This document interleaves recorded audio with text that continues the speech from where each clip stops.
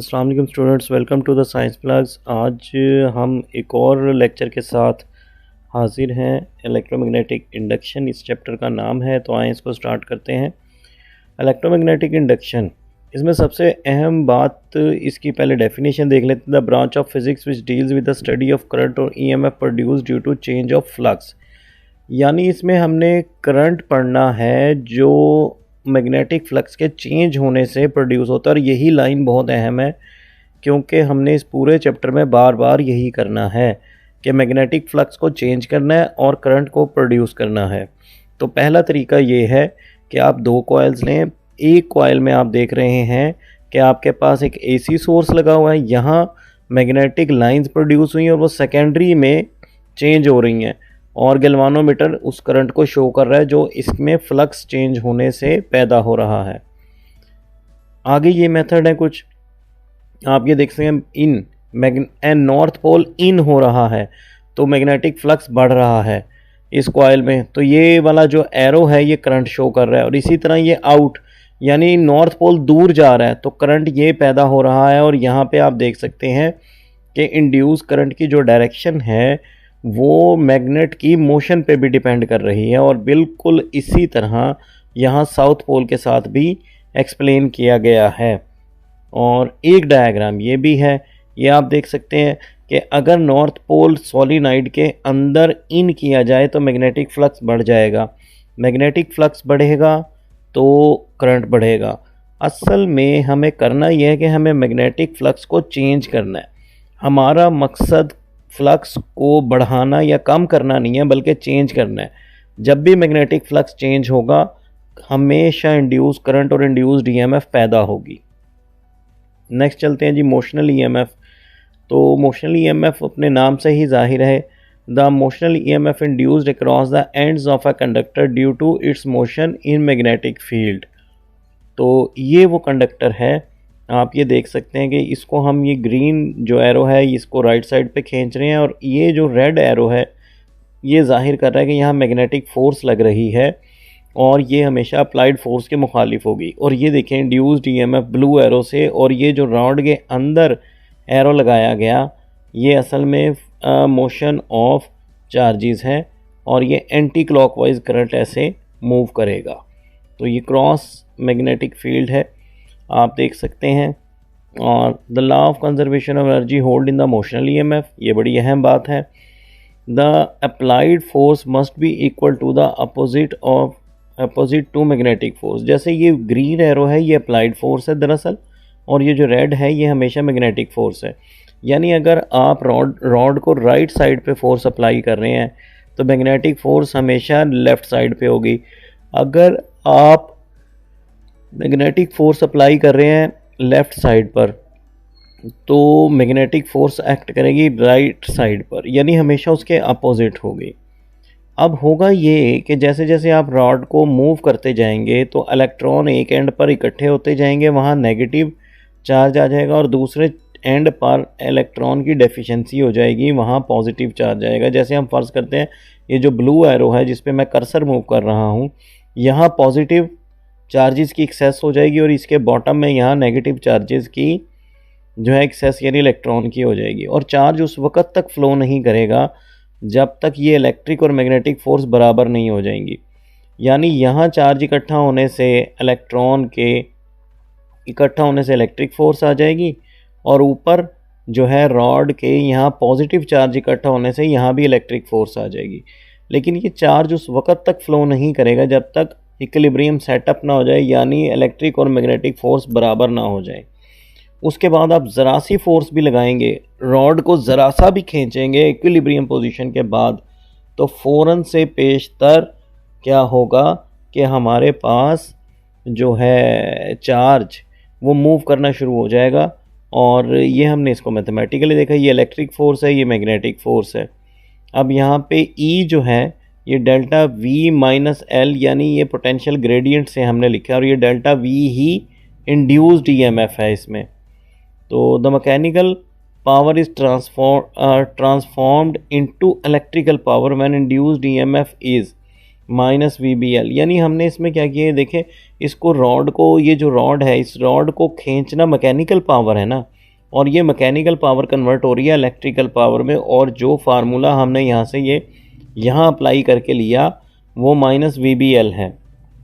अब ये बड़ी अहम बात है, ये देखें कि 90 डिग्री हो तो साइन 90, यानी ये एंगल बिटवीन B और L है यानी लेंथ, तो ये 90 डिग्री हो जाएगा। अब V और B के दरमियान है, यानी वेलोसिटी और मैग्नेटिक लाइंस के दरमियान है, तो साइन 91। और अगर मिनिमम का हो तो इसका मतलब है angle between V and B is zero या 180 डिग्री की, वह साइन ज़ीरो भी ज़ीरो होता है और 180 भी ज़ीरो होता है।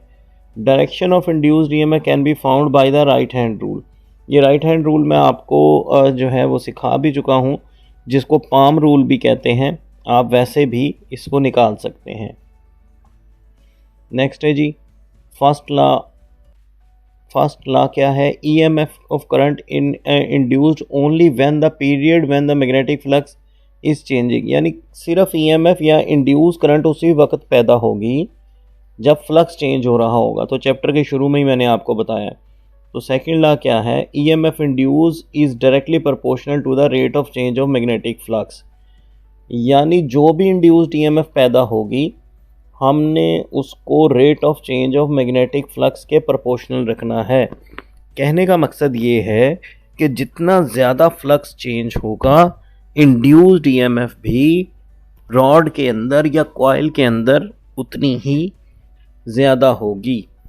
तो इसी चीज़ को हमने अब साबित भी करना है। जहाँ से हमने पिछले टॉपिक को छोड़ा है वहीं से शुरू करते हैं, VBL से।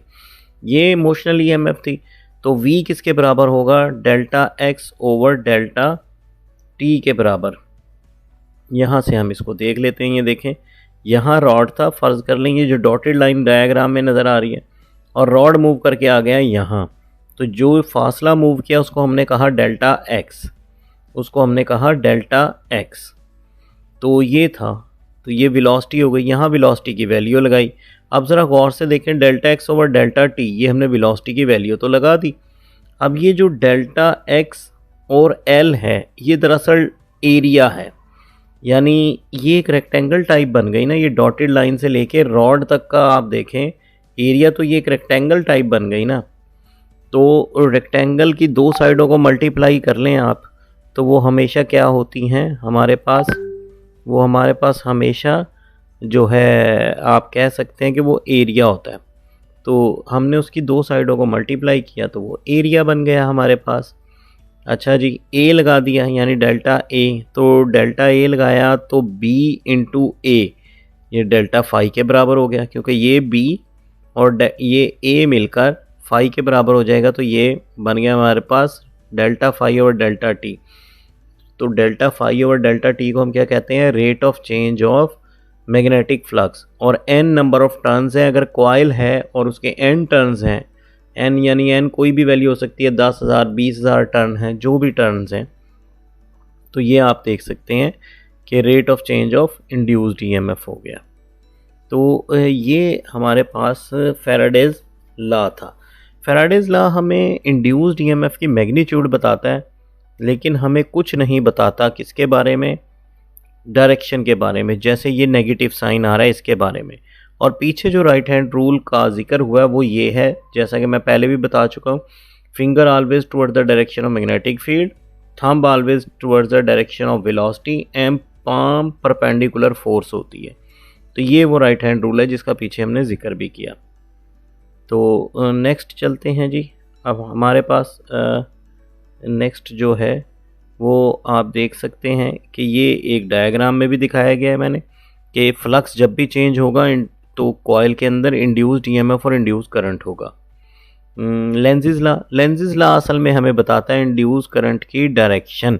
लेंज़ेस law refer to the induce current not to induced EMF, क्योंकि इसने डायरेक्शन करंट की बतानी है, तो इसलिए हम कहते हैं कि ये इंड्यूस्ड करंट को एक्सप्लेन करता है, ना कि इंड्यूस्ड EMF को। और इसकी स्टेटमेंट क्या होती है? इसकी स्टेटमेंट है the induce current have the direction opposite to the cause which produced it, यानी इंड्यूस करंट की डायरेक्शन हमेशा उस कॉज के अपोजिट होगी जो इसको प्रोड्यूस कर रही होगी। तो it follows the law of conservation of energy, तो ये भी law of conservation of energy को बताता है। It gives the direction of induce current, जैसा कि मैं बता भी चुका हूँ। Induce current magnetic field always oppose the applied external magnetic field, यानी जो इंड्यूस करंट की मैग्नेटिक फील्ड होगी वो हमेशा अपोज करेगी अप्लाइड या एक्सटर्नल मैग्नेटिक फील्ड को। कैसे, आए जी देखते हैं। ये देखें, ये मैग्नेट है, ये पीछे की तरफ जा रहा है। अगर ये मैग्नेट पीछे की तरफ जा रहा है तो आपने देखें यहाँ पे करंट इस तरह पैदा होगा कि हमेशा इस कॉइल के अंदर करंट इस तरह पैदा होगा कि इसकी मैग्नेटिक फील्ड इसको अपोज करेगी। अगर नॉर्थ पोल पीछे जा रहा है तो इस कॉइल की मैग्नेटिक फील्ड इस तरह होगी। ये देखिए, ये साउथ आगे हो जाएगा, यानी ये साउथ नॉर्थ को अट्रैक्ट करेगा कि नहीं, ये नॉर्थ पीछे ना जाए, आगे आए। और जब ये नॉर्थ आगे आ रहा होगा, जब ये नॉर्थ पोल आगे आ रहा होगा, तो फिर यहाँ पे करंट इस तरह पैदा होगा कि इस साउथ की जगह नॉर्थ के सामने नॉर्थ बन जाएगा। तो हमने करना सिर्फ ये है कि जैसे ये नॉर्थ पोल है, नॉर्थ पोल की सिमत में आप अपना अंगूठा रखें, यानी आपका थंब कहाँ होगा, नॉर्थ पोल की सिमत में, और उंगलियों को ट्विस्ट कर दें। अगर आप उंगलियों को ट्विस्ट करेंगे तो वो ट्विस्टेड फिंगर आपको डायरेक्शन ऑफ इंड्यूस करंट बताएंगे। मैं फिर से बताता हूँ, आप नॉर्थ पोल की सिमत में अपना थंब करें और जो है अपनी उंगलियां ट्विस्ट करें, और जब आप उंगलियां ट्विस्ट करेंगे तो वो आपको क्या बताएंगी, इंड्यूस करंट की डायरेक्शन, जैसा कि ये देख सकते हैं आप, ठीक है, कि इसके चेंज होने से। और ये भी इस डायग्राम में भी आप देख सकते हैं कि जब नॉर्थ पोल आगे आता है तो ये इंड्यूस करंट का भी यहाँ नॉर्थ पोल जाता है, और जब नॉर्थ पोल पीछे जाता है तो यहाँ साउथ हो जाता है। ये देखें, ये हमेशा अपोज करता है, यानी अगर नॉर्थ पोल आगे आ रहा होगा तो इंड्यूस करंट की डायरेक्शन ऐसे होगी कि वो नॉर्थ पोल को नॉर्थ पोल से रिपेल करेगा, और जब नॉर्थ पोल पीछे जा रहा होगा तो इंड्यूस करंट की डायरेक्शन ऐसे होगी कि वो साउथ पोल यहाँ बना लेगा और नॉर्थ पोल को अट्रैक्ट करेगा। तो ऑलवेज अपोज। और आप ये देखें कि अपोजिशन की वजह से, ये मैंने कुछ डायग्राम बनाई, ये देखें, इनमें इंड्यूस्ड ईएमएफ है इस रॉड में, और इसमें जब उन्होंने कोई रिंग फेंका तो उसमें भी इंड्यूस्ड ईएमएफ आ गई। वो अपोजिशन की वजह से कितने आराम से नीचे जा रहा है, एकदम से नीचे नहीं जा रहा, यानी उसे जाना तो जी से नीचे चाहिए, यानी ग्रेविटेशनल एक्सेलरेशन से, लेकिन वो लेस देन जी से जा रहा है। इसी तरह ये डायग्राम भी आप देख सकते हैं कि इसके अंदर जो रॉड उन्होंने फेंका वो आहिस्ता आहिस्ता नीचे गया, क्योंकि ये जो मेटल रॉड है ये ऑलरेडी चार्ज हुआ हुआ है। तो जब ये एक्सटर्नल रॉड उसमें फेंकेंगे तो उसमें फ्लक्स चेंज होगा, फ्लक्स चेंज होने से इंड्यूस्ड ईएमएफ होगी, और इंड्यूस्ड ईएमएफ अप्लाइड फ्लक्स को अपोज करेगी तो उसकी स्पीड कम हो जाएगी। तो ये आपको अमली तौर पर करके भी दिखा रहे हैं। नेक्स्ट जी, एक रॉन्ग एजम्पशन कंसिडर करते हैं। Let's say that wrong assumption क्या है, वो ये है कि जो अप्लाइड फोर्स और मैग्नेटिक फोर्स है वो सेम डायरेक्शन में है, यानी ये अब अपोजिट नहीं है। ये ग्रीन और रेड ये एरोस फर्ज कर ले सेम सिमत में, यानी जहां आप फोर्स अप्लाई कर रहे हैं वहीं मैग्नेटिक फोर्स भी पैदा हो गई उसी डायरेक्शन में, अपोजिट नहीं है। तो फिर क्या होगा, तो फिर ये दोनों कॉइल को रोटेट करने की या रॉड को मूव करने की कोशिश करेंगे सेम डायरेक्शन में। अच्छा, अब आप क्या करें, आप अप्लाइड फोर्स रिमूव कर लें। आपने अप्लाइड फोर्स हटा भी ली तो कोई फ़र्क नहीं पड़ेगा, क्योंकि मैग्नेटिक फोर्स तो हमेशा मौजूद रहेगी ना। तो मैग्नेटिक फोर्स तो हमेशा मौजूद रहेगी। जब आपने अप्लाइड फोर्स हटा भी ली तो मैग्नेटिक फोर्स रॉड को मूव करती रहेगी, क्योंकि मैग्नेट तो नहीं ना हमने हटाया। तो इससे होगा क्या, सिस्टम सेल्फ सस्टेन्ड हो जाएगा, यानी खुद ब खुद चलता रहेगा बगैर किसी अप्लाइड फोर्स के, जो कि इम्पॉसिबल है। तो यहाँ से हमारी डिस्कशन ने हमें बताया कि लेंज सही कहता है कि जो अप्लाइड फोर्स की डायरेक्शन होगी, मैग्नेटिक फोर्स की डायरेक्शन हमेशा उसके अपोजिट होगी, और ये law of conservation of energy को फॉलो करेगा।